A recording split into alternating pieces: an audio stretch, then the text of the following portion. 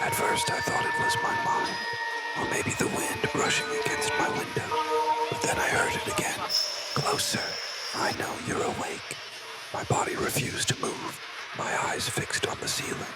And then I felt a hand from under the bed, slowly crawling up my ankle. Cold, thin, wet. I didn't scream. I couldn't. I just whispered to myself, "This is not real. This is not real." And then it whispered back, "But I am." I didn't know how I moved. My body felt frozen.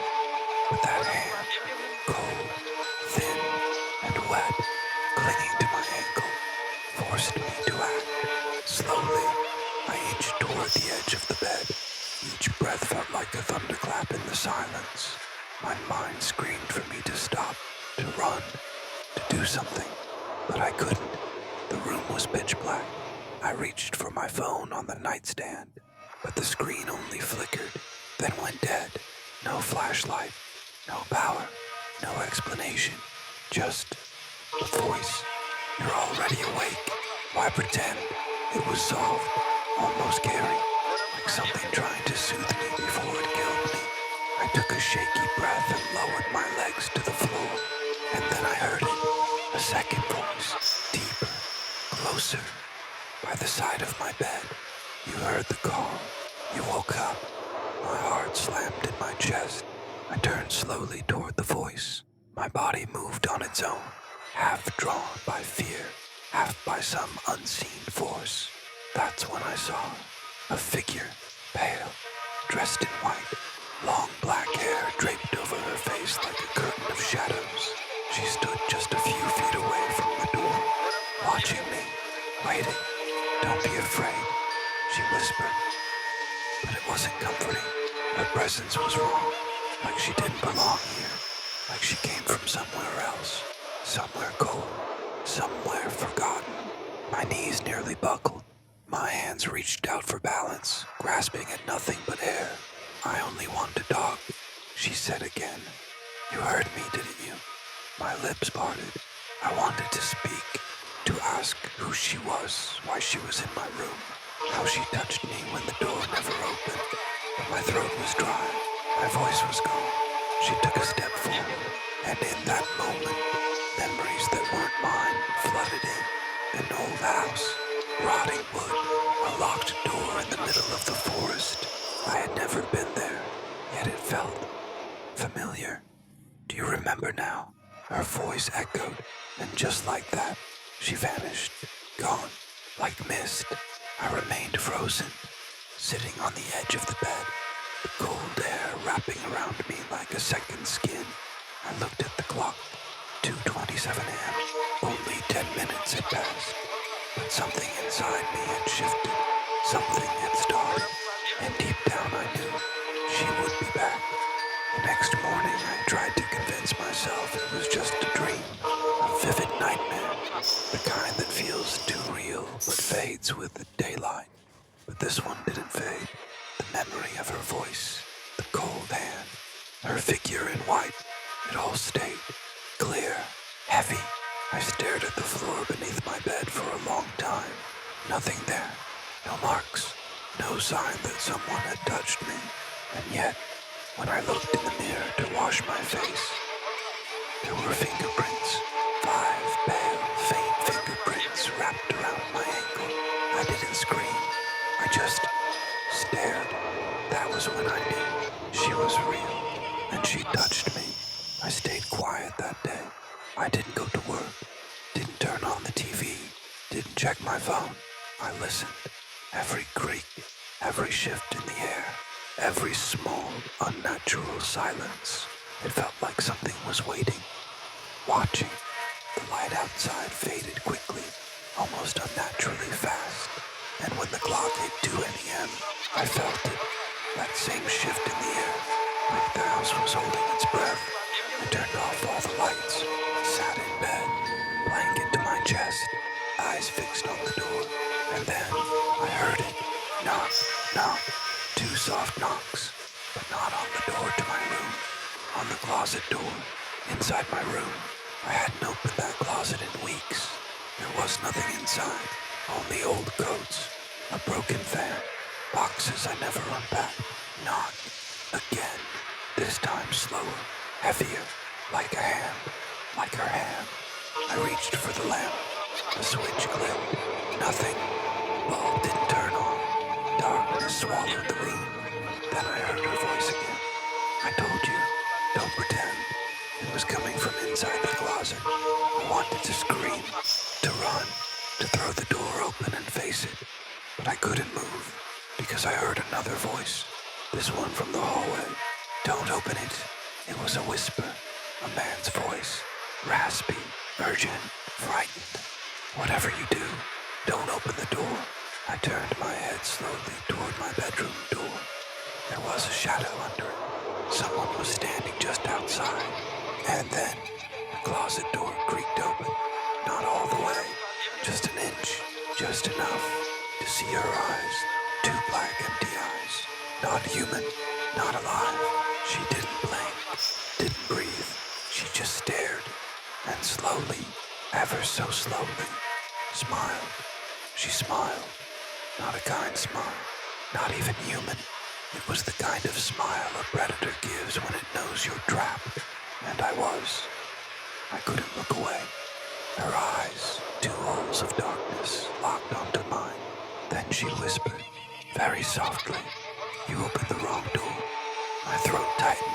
I wanted to scream, to cry, to beg, but no sound came out. Behind me, a hallway shadow moved. The man, still standing just outside my bedroom. And then I heard his voice again. She's not supposed to be here. I turned my head slowly toward the door. I don't know why. Maybe I was hoping he would help. Maybe I just needed something human to look at. But the moment I looked away, bang, the closet door flew open. Not wide, just enough for the cold air to spill out, and for her hand to reach again. That same hand, thin, wet, cold. It touched the floor first, crawled out slowly, knuckles dragging, fingers twitching. And then I saw it. Not just a hand, an arm, covered in something dark, mud, blood. I didn't know. She was coming out. No. I leapt off the bed and ran for the door, twisted the knob. Locked. I didn't remember locking it. Click, click, click. I kept twisting. Behind me, I heard her crawling faster now. And then, a loud whisper right next to my ear. Let me in. But it wasn't coming from behind me. It was coming from the door, from the hallway. The man's voice. Desperate now. Let me in before she does. You have to choose. My hands trembled on the doorknob. I turned. She was halfway out of the closet, head tilted, mouth open too wide, and those eyes pulling me in. Then I remembered her words. You opened the wrong door. Wrong door. Was the right one in front of me now? I didn't think. I unlocked the bedroom door and yanked it open. No one was there, just darkness. Not the hallway I knew. It was something else. A narrow corridor, walls made of stone, faint whispers echoing from the other end. And then I felt it. My hand grabbed mine, firm, human, warm. I looked. A man in his 40s, pale, eyes tired, but kind. You're not safe here, he whispered. She found you. That means it's already begun. Who is she? I finally managed to ask. He didn't answer. He just looked past me to the closet and said, close the door, now. I turned back, but it was empty. No girl, no hand, just coats, dust, silence. She was gone, for now, but something told me she hadn't left. She had entered. The door closed behind me, a soft click, too soft, like the sound didn't echo right. I was no longer in my apartment. The walls here were narrow, carved stone, damp to the touch. The air was cold and still. No windows, no lights, just a long corridor, stretching forward into shadow. The man let go of my hand. He moved quickly, as if he knew time was running out. he said, walking ahead. And now, neither do you. I followed. What is this place? He didn't look back. Some call it the between. Others call it the quiet side. But it's older than names. The corridor curved slightly. We turned and the darkness thickened. She finds people who are alone. People who listen. And when they listen long enough, she whispers. I stopped. You know her? He paused, nodded. I knew her. Before she died, a chill ran down my spine. She was a real person. He turned around then, his face pale in the dim glow of the walls, where the stone pulsed faintly, like a heartbeat. She was a child, my sister. I froze. His voice cracked. She disappeared when we were young. Everyone said she'd drowned. But I know the truth. A low sound echoed through the corridor. Not quite a whisper, not quite a growl. He turned his head sharply. She's close. Keep your thoughts quiet. She hears through the silence. We kept walking. The walls began to change. They weren't just stone anymore. Photos. Hundreds. Thousands. Stapled. Nailed. Glued. All of them. Of people sleeping. Some in beds. Some on couches. Some on the floor. Black and white. Faded. Blurry. I looked closer. One of the photos. It was me, lying in my bed, eyes closed, the closet door slightly open behind me. My blood went cold. He saw it too. She's marked you, he said. She watches while you sleep. She collects moments before the scream. The air grew heavier. I felt a weight in my chest, like the corridor was squeezing my breath. And then, the whisper returned, soft, playful. You shouldn't have left the door open. I spun around. No one there. But I saw something. A shape, far at the end of the hall. White, motionless, facing the wall. I blinked. She was closer, still not moving, still facing away. I didn't blink again. I didn't dare. She's angering, the man said. This place is folding into yours. Soon, there'll be no difference. He grabbed my arm. We're out of time. We ran. The corridor twisted, turned, tilted sideways like a funhouse mirror. The photos on the walls started bleeding. Not ink, real blood. I didn't look back, but I heard her laugh. It wasn't childish anymore. It was empty, mocking, and it echoed from every direction. Finally, we reached a door. Wooden, old, with 7 locks. He fumbled for a key. His hand shook. She's almost through. If she gets in here, you'll never leave. What's behind the door? I asked. He looked at me, eyes hollow. The last place she can't enter. Then the lights died. Darkness swallowed everything. And in that blackness, she whispered, too late. Silence. Total. No breath. No footsteps. Not even the sound of my heartbeat. The darkness felt alive. And in it, I felt her, standing just inches from me, watching. Then, click. The man found the last key. He slammed the door open and pulled me inside. Bang. It shut behind us and locked itself. We were in a small room. Round, stone walls covered in markings, symbols carved deep and burnt black. In the center, a chair, facing the wall, empty. I caught my breath. She's out there, I whispered. He nodded, but she can't come in. Not here. I stared at the markings. They pulsed faint line, like the corridor's heartbeat. But slower. Where are we? He sat in the chair, exhausted. This is where she was born, he said. Or where she wasn't allowed to be born. What do you mean? He looked at me. She was never meant to exist. I didn't understand. She was my sister, yes, but she wasn't real. Not like you, not like me. He reached into his coat and pulled out an old, torn photograph. A girl, maybe 8 Pale skin, blank stare. This is the only photo that ever captured her. I took the photo, but the moment I touched it, it moved, just slightly. Her head tilted, her smile widened. I dropped it. She's still in there, I said. He didn't respond, because he wasn't looking at me anymore. He was staring past me. I turned slowly. There, in the wall, one of the markings had started to bleed. Not ink, not paint, blood. The whisper came back, but softer now. Tired, wounded. You locked me out. Again, the man stood. She's trying to break the seal, he said. She's never gotten this far before. What does she want? I asked. He looked at me and didn't answer. Instead, he walked to the far side of the room and placed his hand on the wall. More markings began to bleed. She's not after you, he finally said. She's after me. I stepped back. What? He nodded slowly. I brought you here to trap her.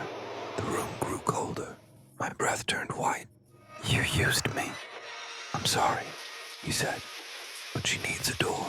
And you opened one. The markings cracked. The wall behind me shivered. Something was coming through. You can still stop her, he said. But you have to choose. Choose what? He stepped toward me. She can only enter if one of us lets her in. If you stay here, she'll follow you forever. He reached into his coat again, pulled out a small rusted key. But if I stay, his voice cracked. She'll take me, and maybe this place closes forever. I shook my head. No, there has to be another way. There isn't.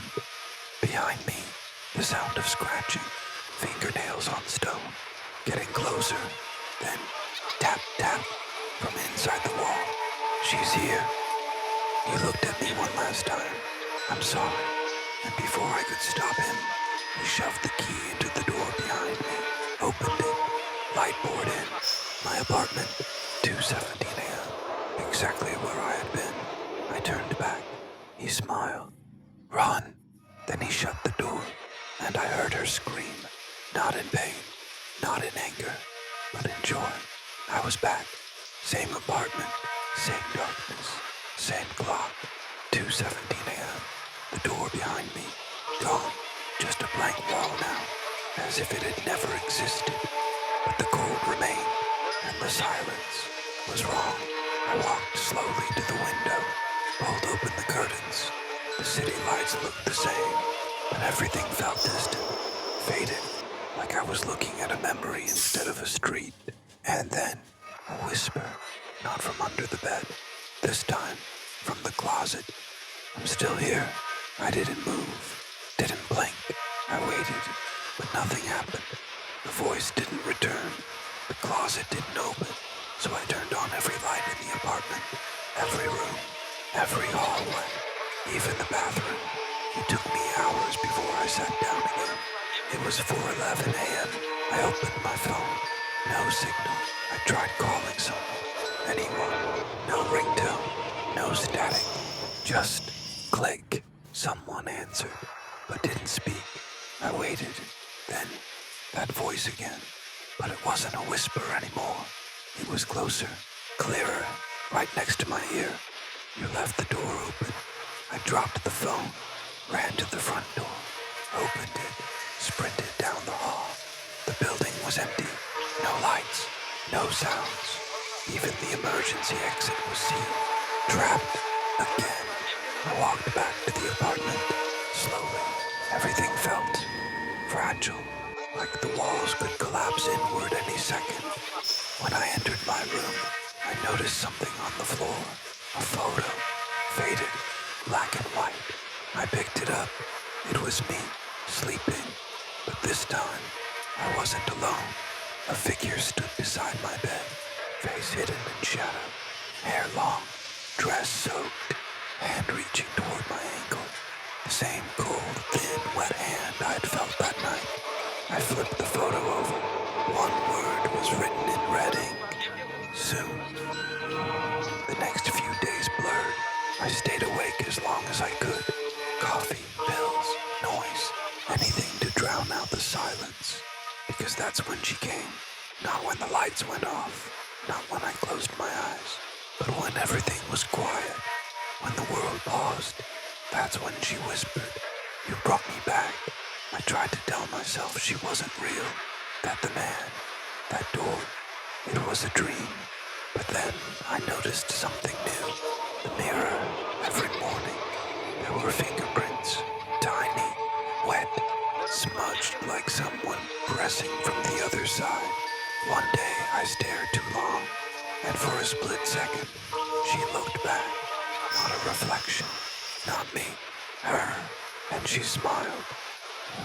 I started researching, looking for names, myths, anything. I couldn't find her, but I did find others. Stories, rumors of people who disappeared after hearing whispers, alone, at night. All started with, "Come down here." One forum post stood out, dated 2003, written by someone with a username, and whispered. He wrote, "She took my sister when we were kids. Now she speaks to me from the wall. I carved a door to trap her, but I can't hold it much longer." I knew who it was. The man, the one who saved me, or tried to. His account was never active again. Now it's been 2 weeks, and I think she's getting stronger. Because last night, she didn't whisper. She sang a lullaby, soft, sweet, wrong.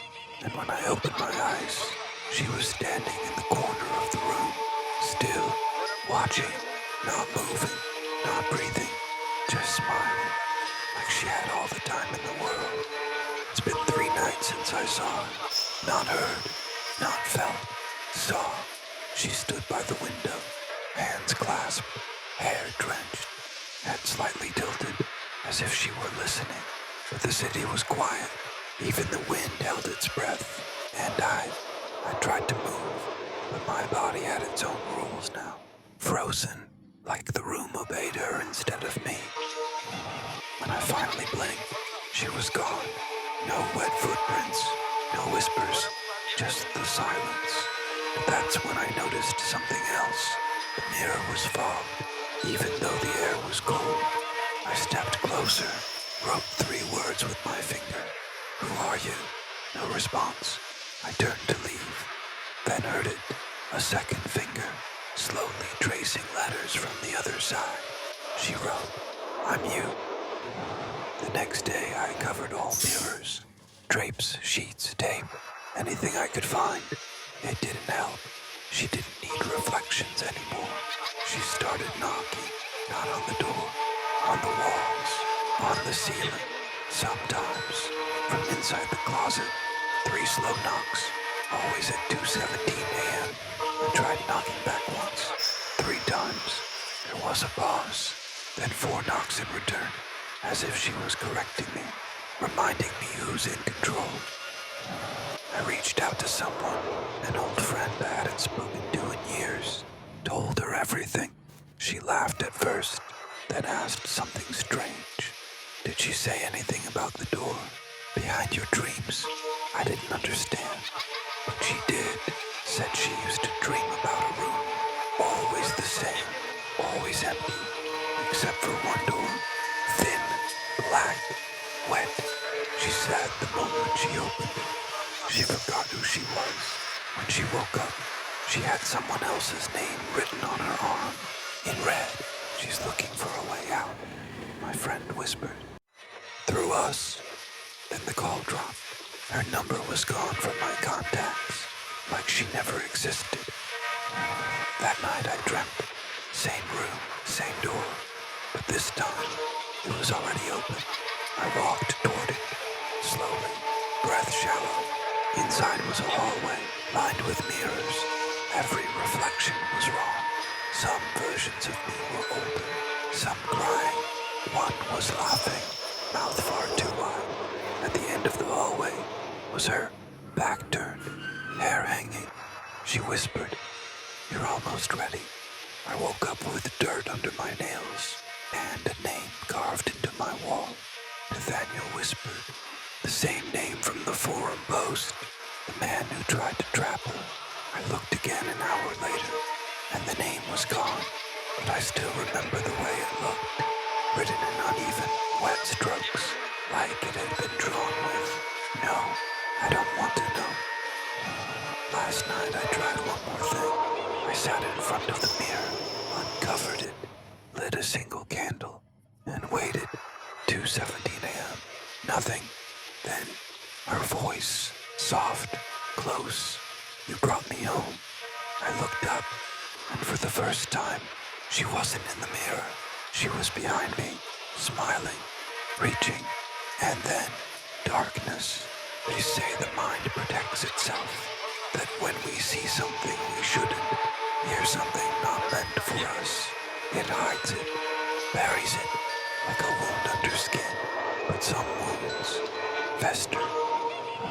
I haven't left the apartment in weeks, not because I'm scared, but because I don't remember where the door is.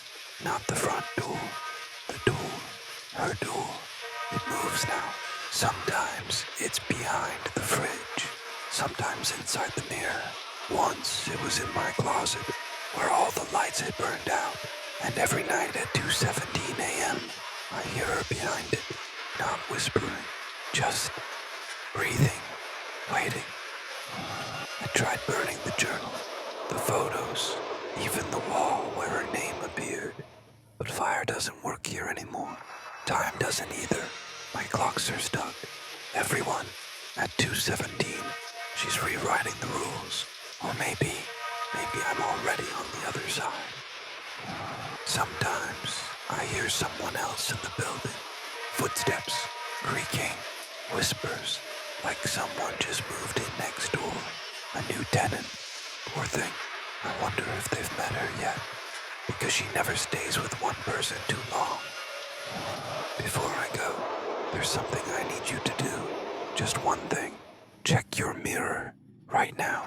Look closely. Not at yourself, but behind you. Do you see her? Because if you do, then maybe she's chosen you next. So tell me, would you open the door if she whispered your name?